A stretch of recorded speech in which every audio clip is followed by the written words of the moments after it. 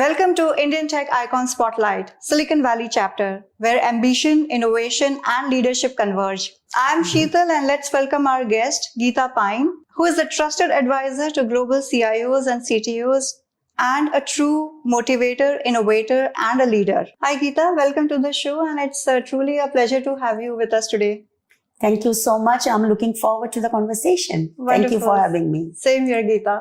So, Geeta, I was going through your profile and what a phenomenal journey you have had. I mean, your career literally took off from ISRO and then you were part of Param and Provision, like India's first supercomputer and the satellite imaging systems, right? So, how has that experience shaped you as a leader, and how has that kind of sandbox took you to the tech world you are in today? Yeah, thank you so much. I mean, it has been a very, very long time. But as you say, you start from the very beginning. So yes, I did start as a software engineer. I'm a computer science engineer by education. I started with Indian Space Research Organization. And back then, the reason we had to do a lot of innovation and build our, first India's indigenous supercomputer was because, scarcity is the mother of invention, they say. So we didn't have access to the, supercomputers that like the craze of the world. So that actually forced us because number one, we were working on satellite data, which involved like large volume of data, velocity and the veracity, like everything you can think about. And it required for really a lot of computing power, and algorithms have to be very sophisticated to make sense of the data. So when I was able to work on that kind of a really hardcore problem, and being able to work on India's first supercomputer like Param from TIAA Pune, I think the fundamentals that I learned during that, not just, working on Param, I would say working at ISRO, I would say number one, what I learned is first principle thinking. No matter how complicated the stuff is, you can always break down and into bite-sized chunks. So anything that sounds very complex, you are not thinking right, go back to the drawing board. So that has been ingrained in my memory, kind of how I operate. Number two is, it is really about a team sport. No company can be successful without this diversity of thought and experience. So we worked with like physicists, computer science, electronics engineer, mathematicians, you name it. All disciplines work together to really make something beautiful, right? And, thirdly, the software that you build, it has to be well thought through. It has to be resilient. It has to work. It has to function. It has to work at scale. Because once it is up in the air, very little correction you can do. So those were my three things that I learned, and that still shapes me today. Wonderful. And looking at your current role or the journey, like how it, progressed from ISRO to where you are today. Yeah, it's a very, very long journey. So, starting with ISRO as a software engineer, and I would say I worked across various industries, different roles, but mostly around engineering and architecture.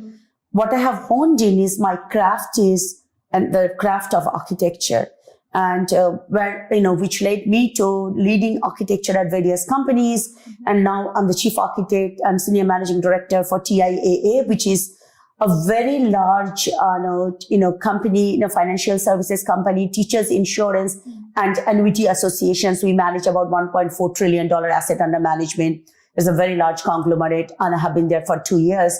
I think the way I have landed into this roles is really I've taken a lot of horizontal moves. I say not just lateral, vertical moves to get myself well rounded. And I think to be a good architect, and especially the chief architect, you have to be good in a various, few different crafts and skills, like whether for me, it's a data, whether it is integration, whether it is AI, and ultimately what is the business problem you're solving. So be very, very good at your craft and the technical skills, but that's not enough. And what excites me more is it is all about the people. It is one side is the business, the other it is the people. It is a lot about influence without authority. So a lot of my work I have a team, but I influence across the company. So which is not an easy task to do. So that being very good at, be able to lead without authority, be able to rally up the organization, align them with the mission, and then be very crisp and clear and articulate. So communication, collaboration, curiosity, these are fundamental ingredients and which I feel, I'm born with or I'm naturally good at. I'm blessed to be good at. And that's what I love doing. This is not easy. If it was easy, you don't need me. When the things are really hard and you have to push literally like the mountains, it's like the bull on the Wall Street that's the kind of resistance you might get. Change is hard. So that's what kind of helped me throughout different companies. So I've worked for, Mount Sinai Healthcare. I've worked for supply chain companies like Arrow Electronics. I worked for cloud companies like, BMC Software to VMware to data management like Veritas to financial companies like Intuit to land here. So I think that diversity of experience and being able to break down complex problems. So don't tell me it's, anything can be done and it will be done. And lastly, bring the people along the journey. And I think that's what I enjoy the most about my job. Yeah, that's a great insight, Geeta. Thanks for sharing that. Now, data is central to your role. So how do you see system architecture evolving with AI and Gen AI and agentic AI these days? So in upcoming years, how do you see the future? Yeah, I think, obviously everything we do, like I started my career with ISRO, which was again dealing with satellite data. And over the years, everything we do there is somewhere data. So I think what I see especially the role of enterprise architect and chief architect, where we truly architecting the organization. The role, as we talk about AI, as you mentioned about generative AI or today agentic AI, right? So the way you and I are conversing, tomorrow it might be an agent that is sitting here and having an equally important and, kind of conversation, understanding with reasoning and comprehending this kind of conversation which is real. So I think what I'm seeing is getting more and more important is this role of enterprise architect. Because when we are talking about AI coming in, which is fundamentally data is the heart of, anything you drive insight with, but there is a lot of dependencies and interdependencies, be it do you have the right roles? Do you have the right security posture? Do you have the right identity? Do you have access control?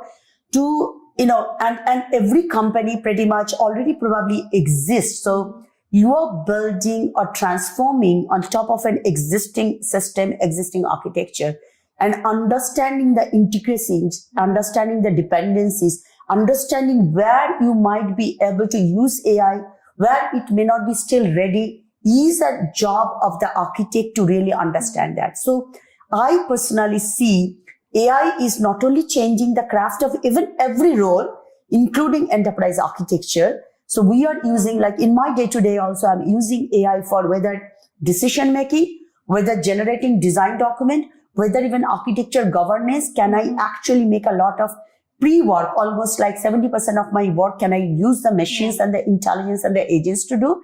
And maybe I focus on more high value added work. So it is everywhere, but any organization to be able to be successful in the age of AI, you really have to think from front to back. What is the business value? What is the dependency on every layers of the architecture, be it digital, be it integration, be it data, be it security? I think the role of architects is extremely crucial, and our craft is really changing, and we are in high demand right now.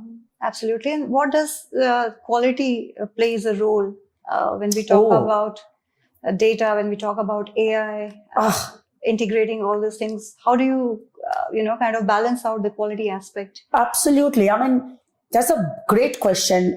Is garbage in, garbage out, right? So how do you ensure, and I think quality has different vectors and different flavors, right? First of all, is it the right data?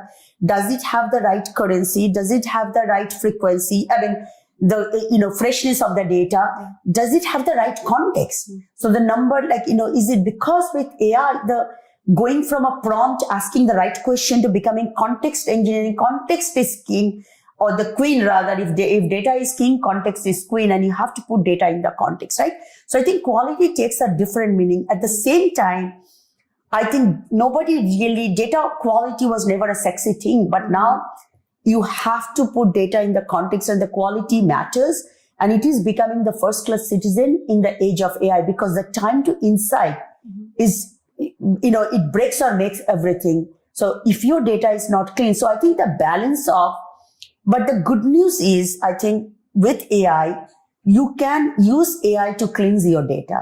You can use AI to throw at making sense of a lot of raw data. So the curation process, which used to take, from data capture to make, before you can make the data usable, it had an elapsed time.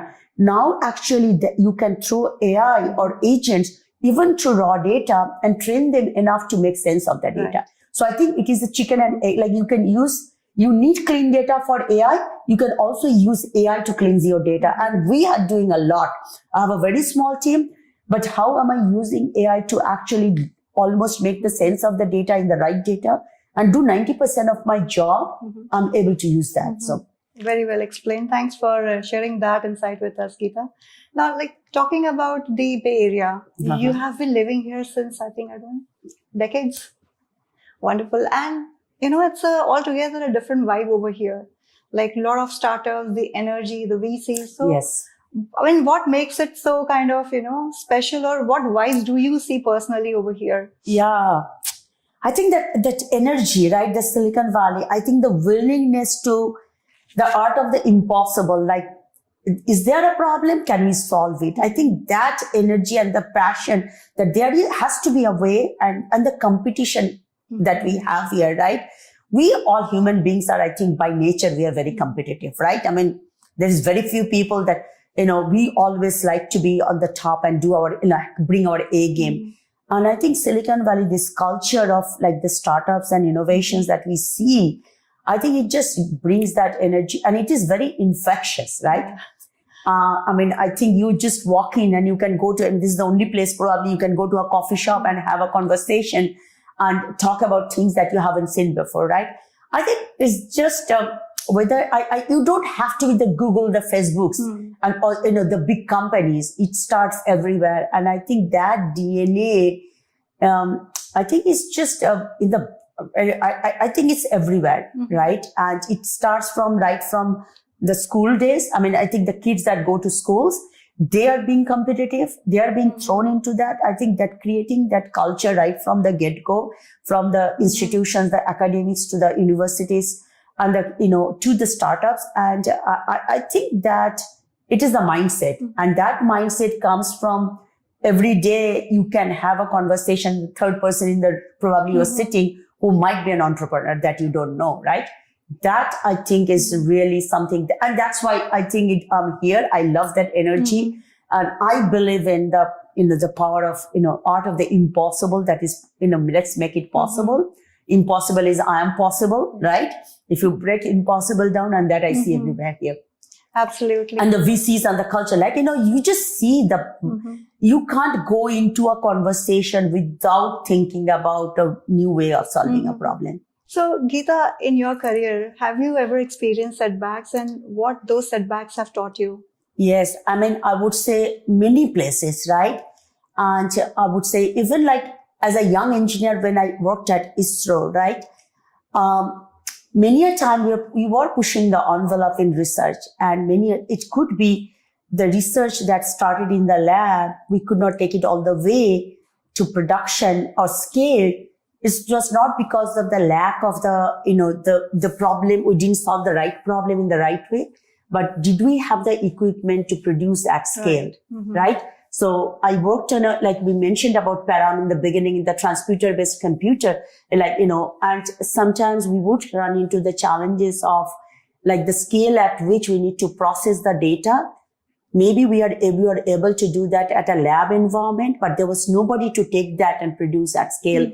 The manufacturing did not happen, right? It used to be really heartbreaking to see that you can think about, you can imagine, and you can write the code, but there was no takers to build the at scale in the machines right? Until we got to maybe Indian manufacturers like HCL or somebody else came forward, right? But I think what did I learn? That it is not enough to be able to solve a technical problem. You got to also understand product fit in the market, which I learned later in my career. As well as, is there an industrial aspect of, if you want to take it to like mass scale production, do you have the supply chain and the manufacturing pipeline in this case to be able to help you take your innovation from whiteboard to not just pilot, but taking from pilot to industry at scale, right? And thereafter, I think many places I have felt like, the setbacks are not, I think technology was least of the problem, like technically solving a problem, but how do you bring your organization along?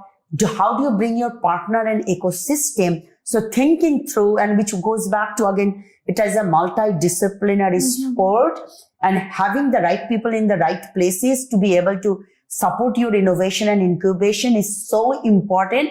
And which is why I spend my time with startups and the founders, because they are many a time, or even sometimes not even to articulate what is the problem you're solving.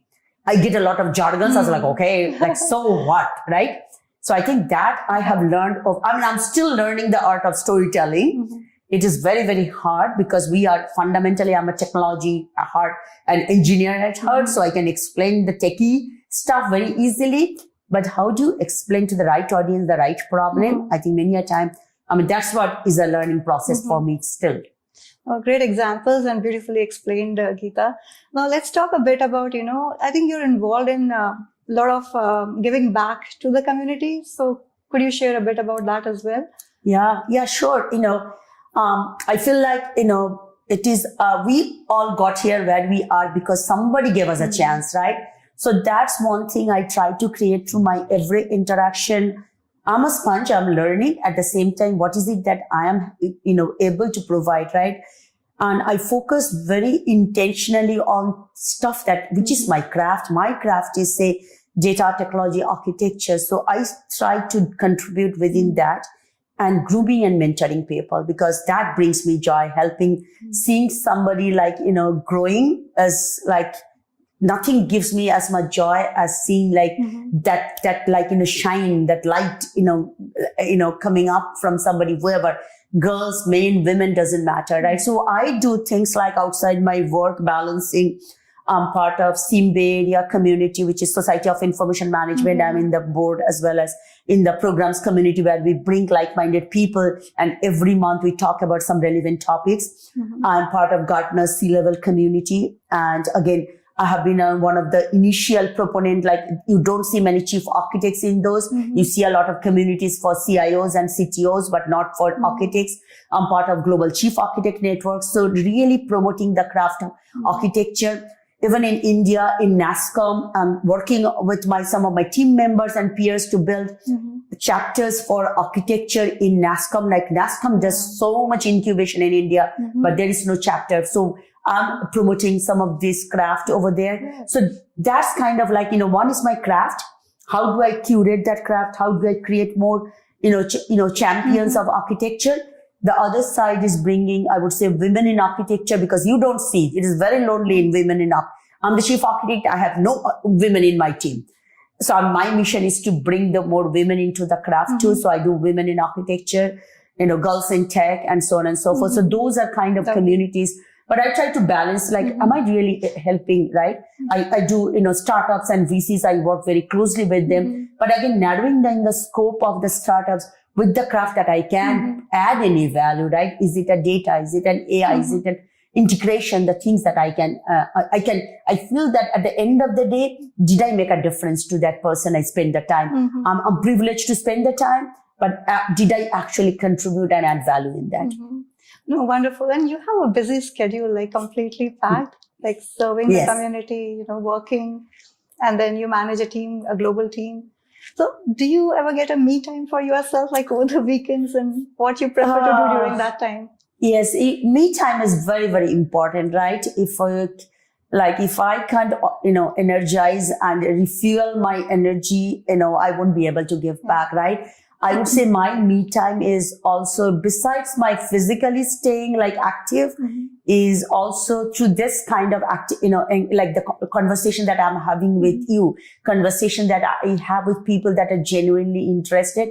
I get oxygen from there. And in this community is also like when I go and meet the VCs or startups or my peer networks, I get actually recharge myself for that. And that gives me the oxygen to go back and do mundane tasks that I have to do just because, it's a part of the life, right?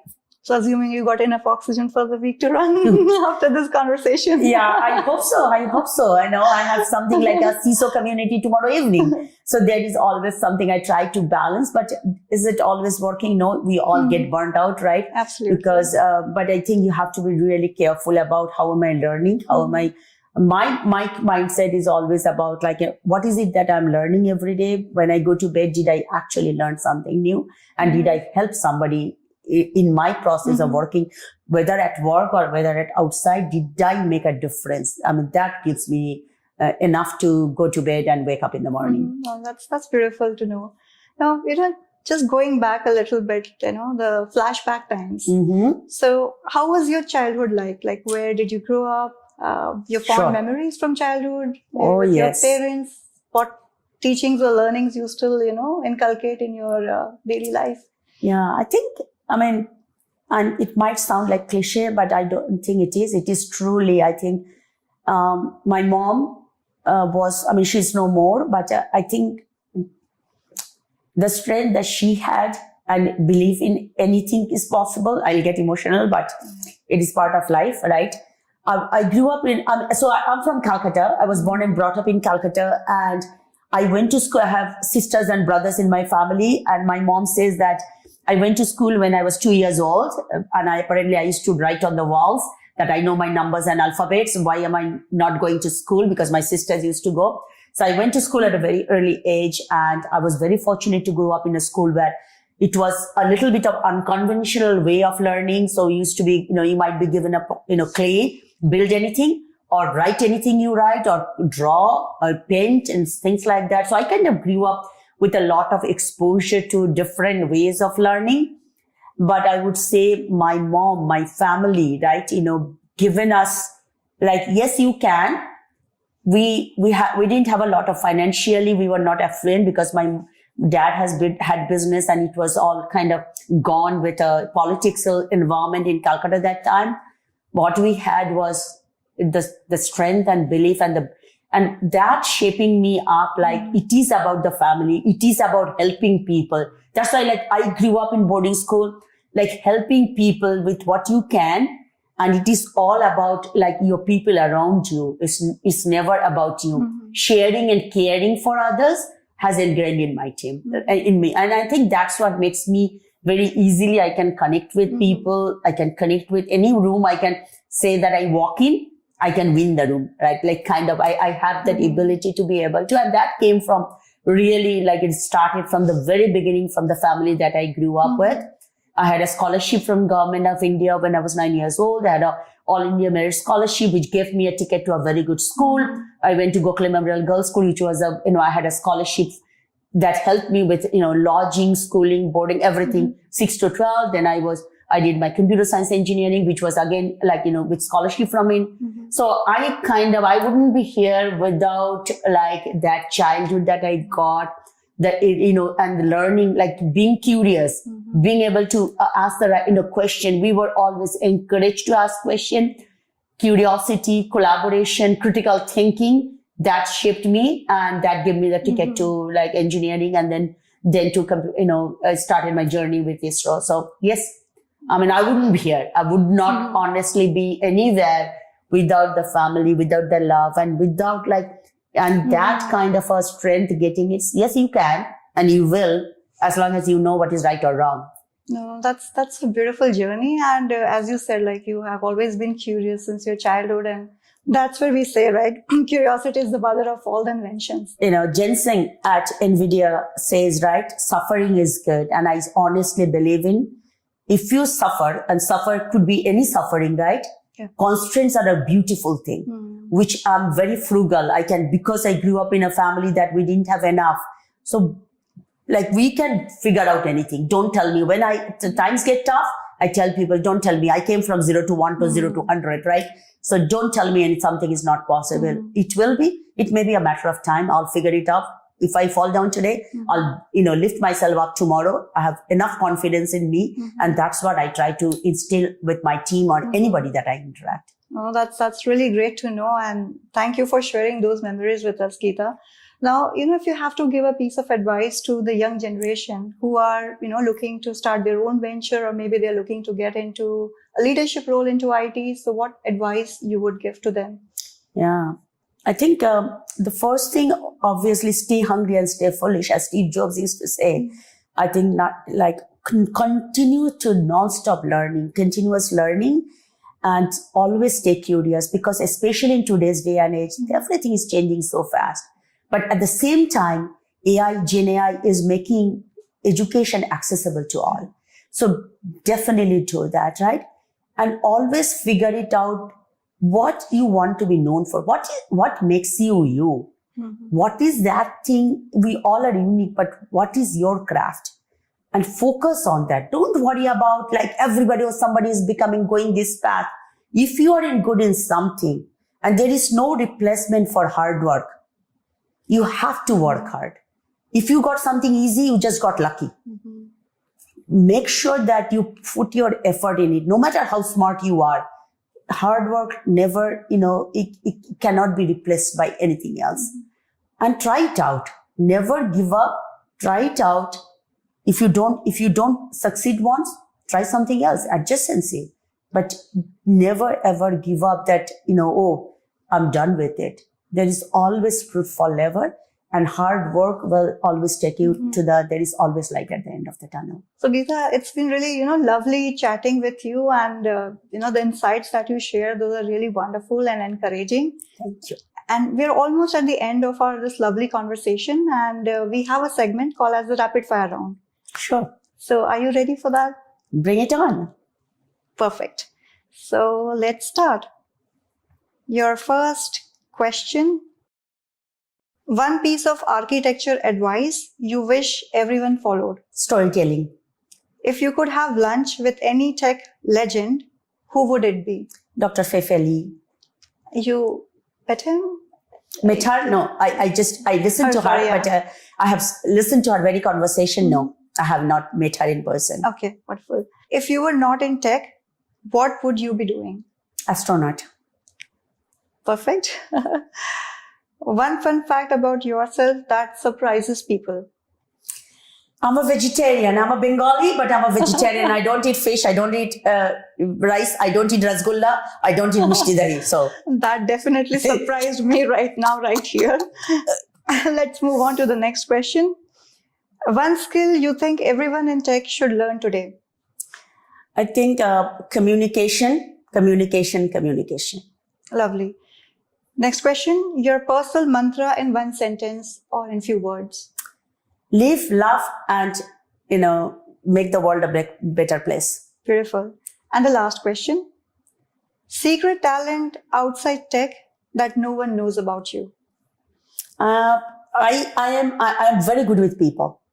Bringing the best out of people. I'm a chef of talent. Lovely. Thank you so much, Geeta. Thank you so much for, taking out time and being on our show. It's been lovely chatting with you, and really we wish you continued success. Thank you, Sheetal. I really, really enjoyed, and thank you for everything you do. Really lovely. Thank you.